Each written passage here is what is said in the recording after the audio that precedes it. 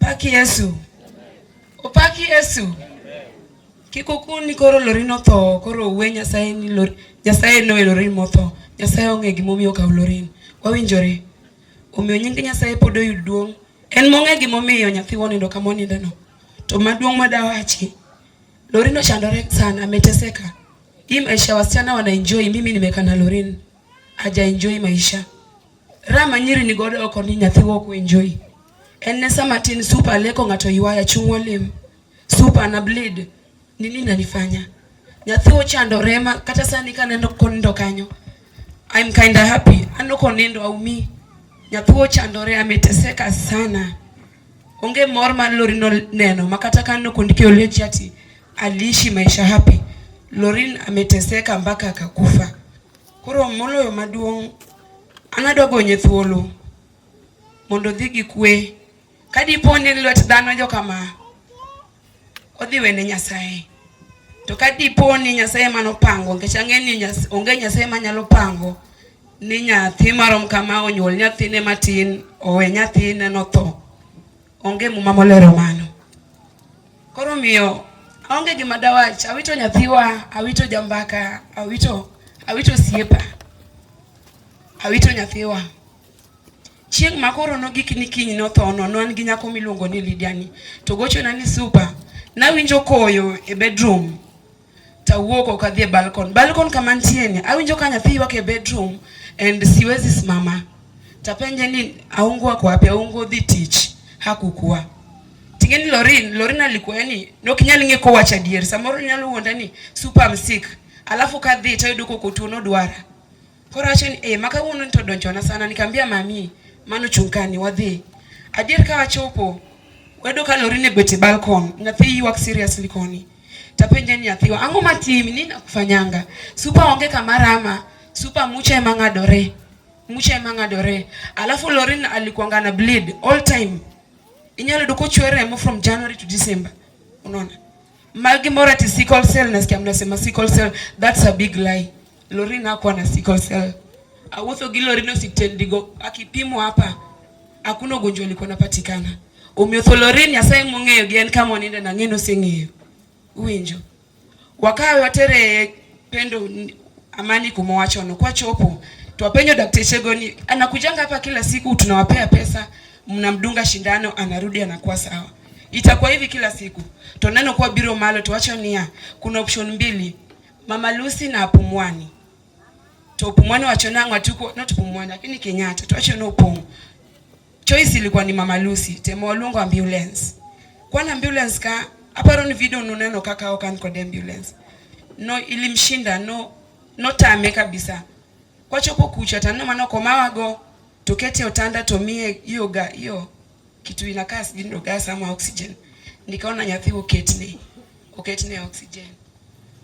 To like gini sipo na jeneza fika hapo juu. Lorin hajagonjeka ilikuwa ni siku 3. Unaona? Temanya thio yuak nyathi ko yuak tadhia yelo thunde tadhodho nyathi.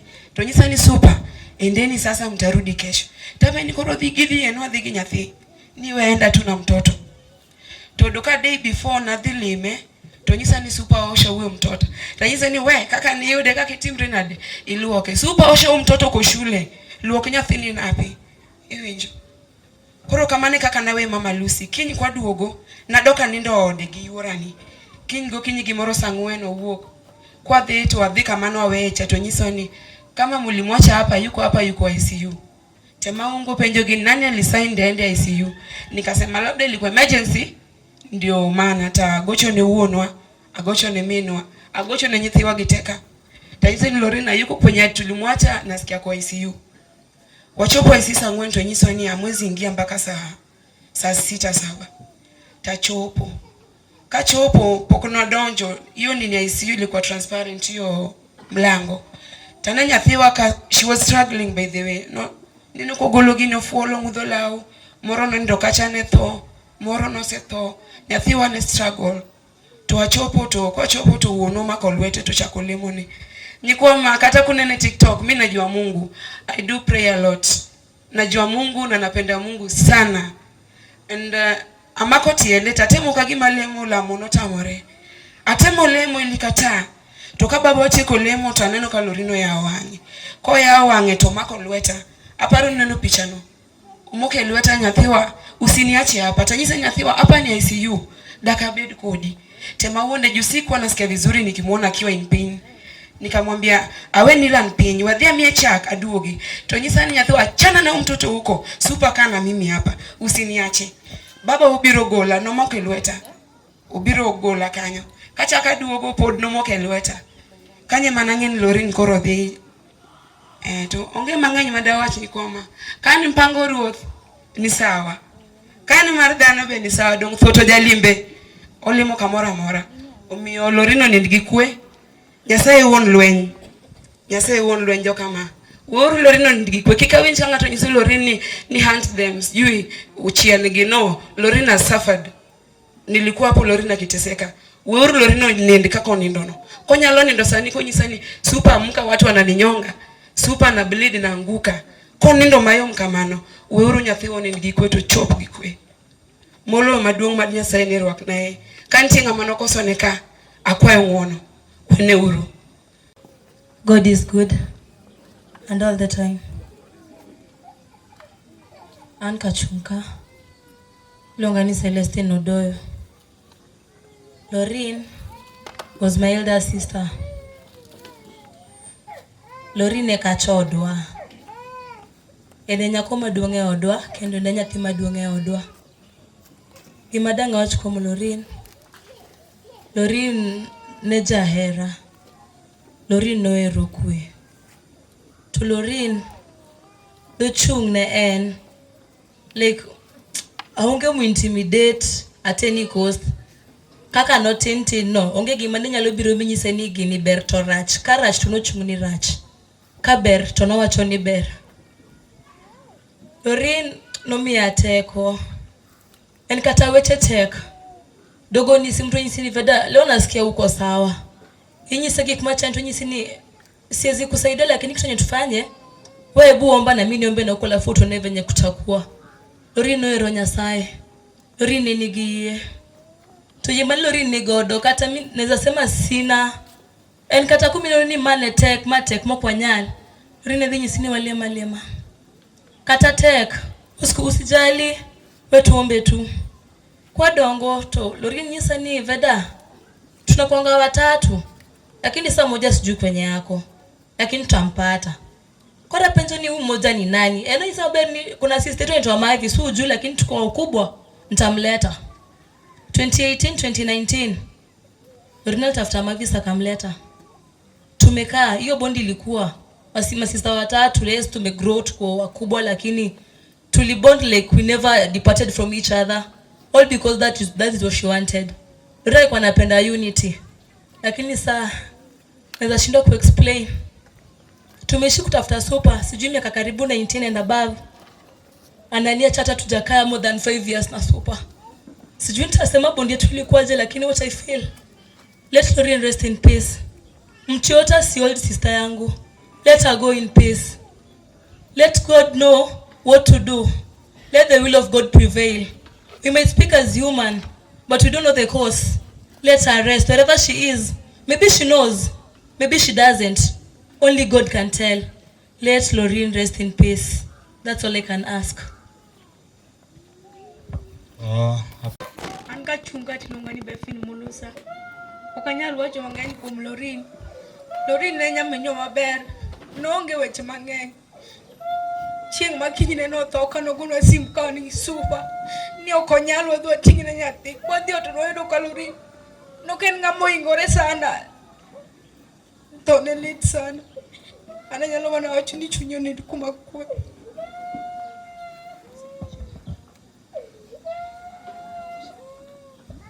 Amosa chokruok nokwe.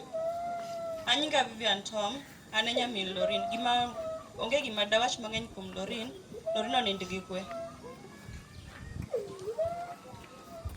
Amosa chokruok ni yaure uru. Anyinga Stacy Awuo, anyamin. Amosa chokruok no imore uru.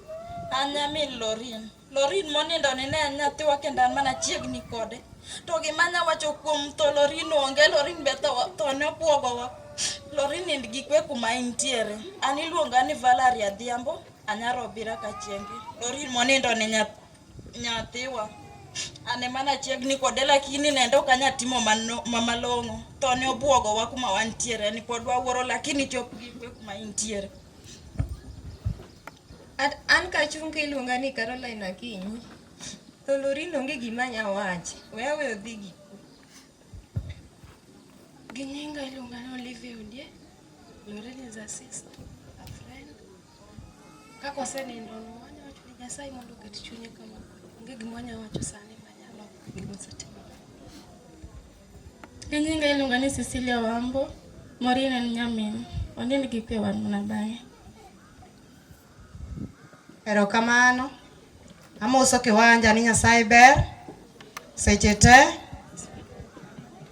Erokamano ne odiochiengni ma Nyasaye oloso mondo wabed joneno ka ringruok mar Lorin nyathiwa dokilo. Aonge kod wach mang'eny manyalo pimo. Wach ne litna nikech nonego be nobiro lima dwe mar 12 wawinjore kode to nokang'eyo ni en kod misigo. Koro thone ni nopoya. Lorin en nyamera, mama gi mama wa nyimine, mama wa maduong' odgi. To kata kamano ni thono osekawo minenwa go, koro gidong' mana minena matindo. Agone Nyasachwa no erokamano. To wach mantie ni dawa nonego be ni biro.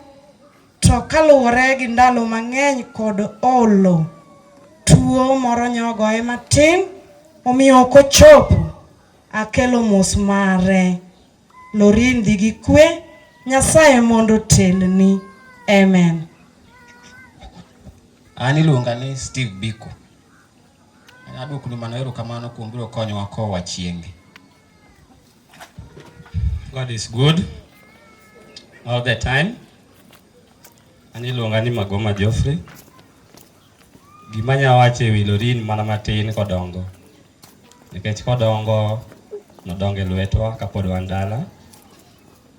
To gima nang'eyo ni kanodongo ne en ng'ama nigi lek.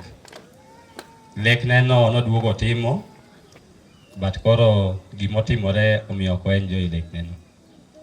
Koro wan kaka familia wakwayo mana osiepe gi wede gi joma osebiro kowa wakowo Lorin mondo odhi gi kwe nikech mpango moro amora en mar Nyasaye. Erokamano. Koni.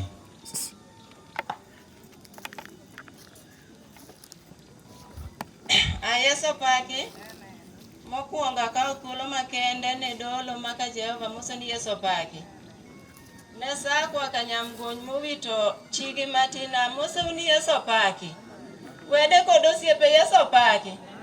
Kanyamwa mochopo mondo komigo gi Yeso paki. Ne kamgundo mochopo mondo kom nyathina Yeso paki.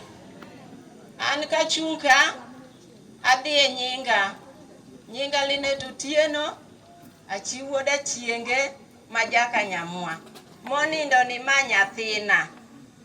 Aonge mang'eny madang' awachi, Nyasach polo mondo telne yo. Kendo akwayo wuoda matin modong' ka ni mondo chung' ka tiende kaka Habakuk nochung'. Mago madbed weche Nyasaye. Amoso uno kweuru. An Eunice Otieno. An bende ma nyathina ma nyare yuora matin ma wuon parwe maduong' e odgi. Koro an gi kuya ahinya kawito migokani. En migogo mamula ahinya kendo nyoonge gi weche mang'eny. Omiyo chunya lit ka koro aneno ka koro wewa e seche manok wang'eyo. Kendo wan gi buok ahinya kendo wan gi chuny lit. Omiyo wawuotho kaka joka ng'ato ka chunywa lit ahinya. Mago mondo rom. Amos kuno ewu. Mara Pamela Tien. Anyawa undo. Nonindo ni nyara. Okwe uru chokruok. Okwe kendo. Iwacho ni dhano nigi okenge adek. Nyuol, nyuom, kasto gi tho. Koro Lorino nindi gi kwe. Nyinga Esther Kinyamisi. An mingi. Amoso uno kweur. Mara Janet Okote, Lorin nyare. Amoso ni mrembe kendo. An kachung' ka nyinga iluongo ni Carolina Nyango. Awuok Kanyamua. Amin Lorin. Lorino nindi gi kwe. Bwana asifiwe. Asifiwe tena. Kwa majina naitwa Melvin Anyango. Mimi ni mamake mdogo. God is good all the time. An iluonga ni Monica Onyango, anyar Kanyada. Monindo Lorin en nyara, an jaod wuongi mar ariyo. Ero kamano, Lorin nindi gi kwe nyara. Ero kamano ahinya. Atimo ero kamano ne wede kachiel kod osiepe mobiro arus makende, kendo agone Nyasaye ero kamano kuom chopo kod Lorin arus adek ma dhano owinjo bed godo. Jomoko bedo mana kode ariyo, Lorin obedo kode. To gimomiyo namiyo jogi thuolo, an min Lorin maduong', kendo an min gi maduong'. Ma Lorin no nitiere wach moro, nitiere onyathi matin, to nyathi nonyuol gi experience mamalo. Kendo nyathini nigi advisors. Momiyo Lorin onyuole kanisa mar Full Gospel kendo mogwedhe. To chuna nitiere wach moro madwa wacho mondo awuo kod Lorin. Eti Nyasaye somna chakruok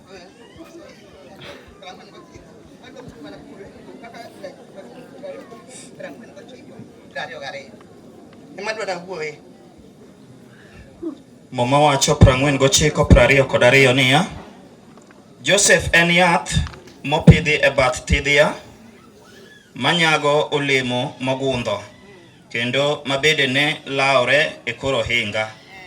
Jodwar nolawo Joseph matek ka gibaye gi asere, to jateko ma Nyasach Jakobo notura tungegi. Hallelujah. Omiyo wuoyo kuom wachno.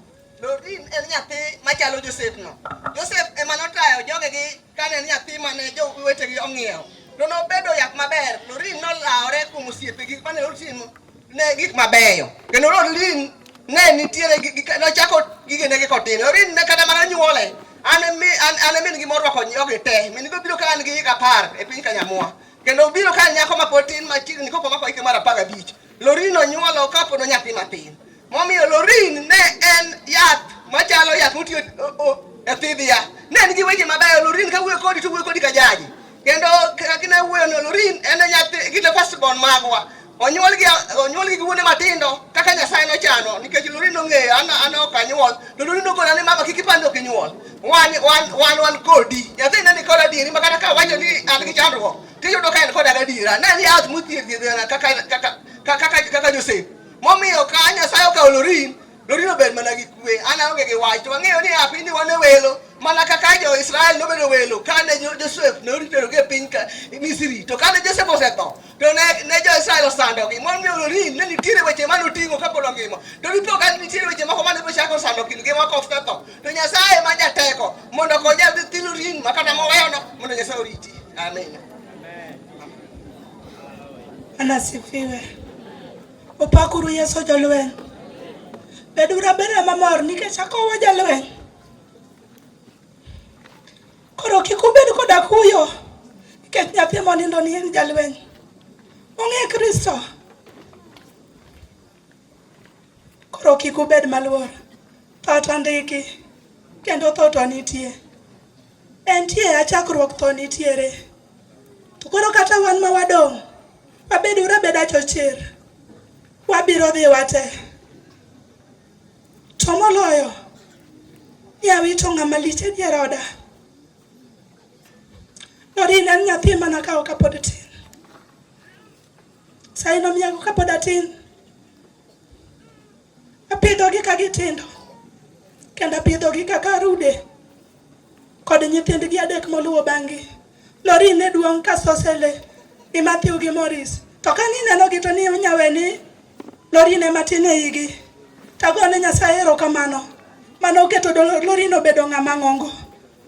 Obedo mentor mar nyithindgi duto. Kendo kata sani Nyithindo muneno mochung' ka gite. Ka ng'ato dwa timo gimoro to wacho ni mama dwa timo kaka Lorin. Obedo menta mar jowadgi. Omiyo awito gima lich. Awito gima lich. Nyasaye ema akwayo mondo med bedo jaka korwa. Omiwa teko, omiwa chir. Oyawnwa yore kama yore odinore nikech Nyasaye wuon gimoro amora. Akwayo u jomoko nyabiro kowo nyara. Weuru nyathi odhi gi kwe. Kata wawach ni Lorin ang'o motimo. Kata wapenjere ni Lorin ang'o motimo. Duoko Nyasaye moting'o. Kik ubed koda luoro. Ka en mpango mar Nyasaye, weuru Nyasaye obed Nyasaye ne nyathina.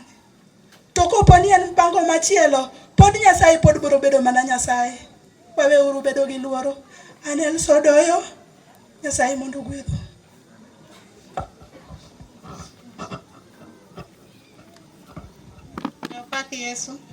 Pak Yesu kendo. An machung' ka ne min Lorin. To aonge mang'eny madhi wacho, mada wachi Lydia gi Supo osewacho. Gima akwayo mondo kech weche madhi wacho dhi luwore gi wer madwaro ni. Konyauru wer moro mar Juno Kidi mowero ni lweny ok mara. Ng'ama ong'eye mondo konya kode. Lweny ok mara, lweny mar Yesu. Lweny ok mara, lweny mar Yesu. Lweny mar sana jakedo moloyo duto. Lweny mar sana jakedo moloyo duto. Kata tembo biro. Abiro wegi kanyo. Mokwongo adwa goyo erokamano ne jowa ma jo TikTok te. Ka in ja TikTok man ka iye mondo ichung'na malo. Ichung'ra chung' ufua. Sayo.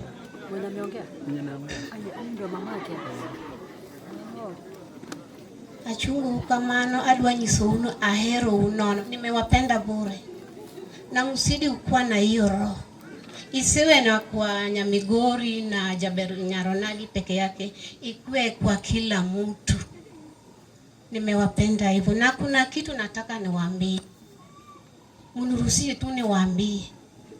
Asayo unigoluru wach moro muwacho ni nitie nyako moro mano threat Lorin. Niye monigo Lorin.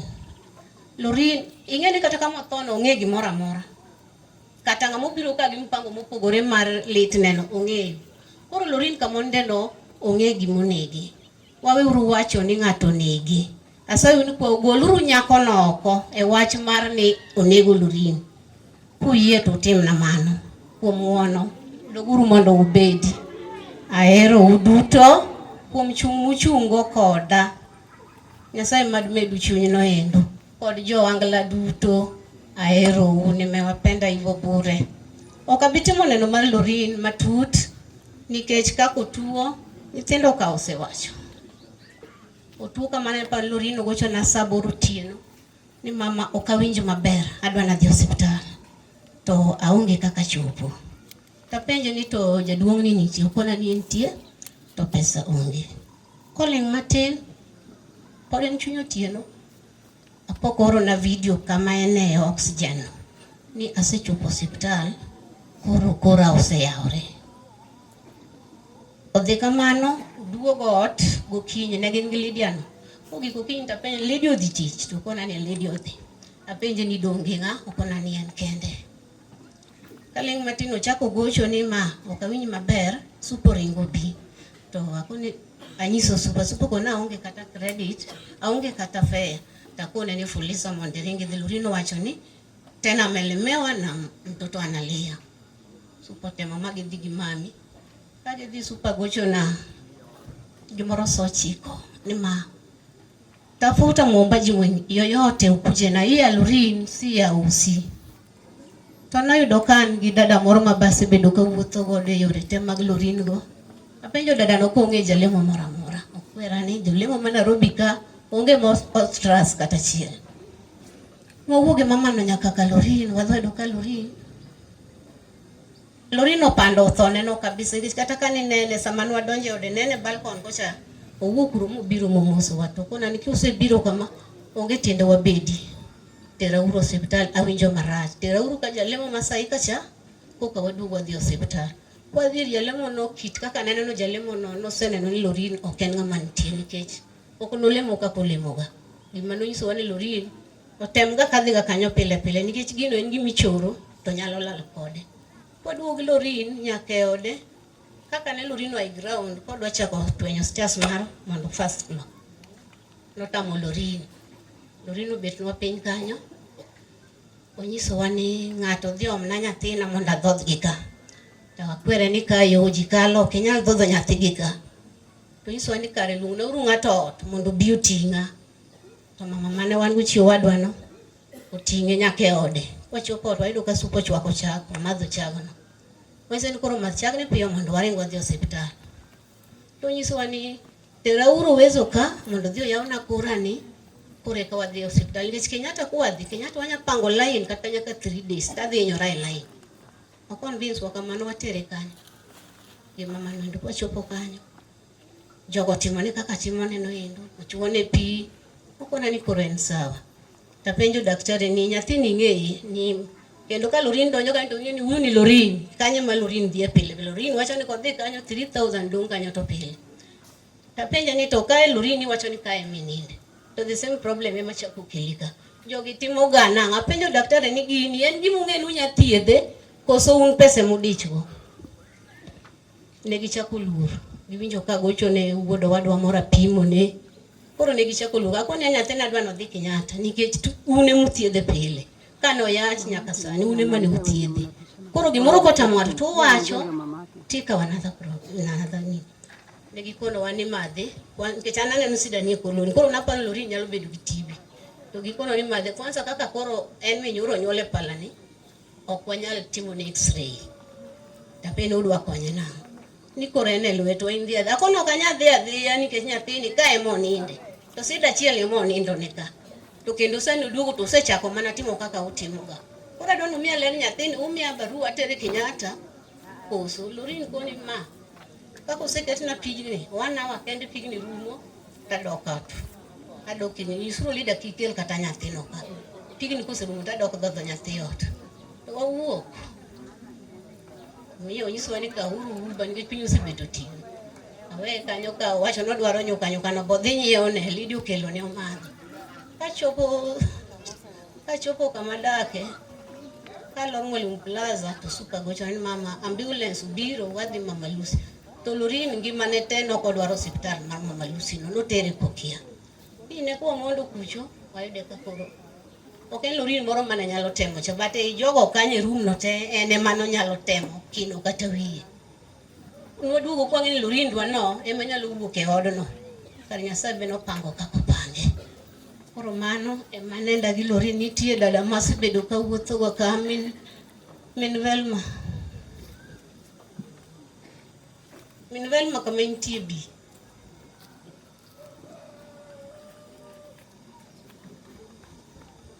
Mae dada ma en chiwadwa ene manyaka ne Lorin chak tuo ene mana wuotho kode nikech ka dhi ode cha ok anyal donjo bedroom nitie gik moko ng'eny moko anyal timo. Koro me chiwadwa mana siko ka wuotho koro embo pimnwa kaka ne wuotho.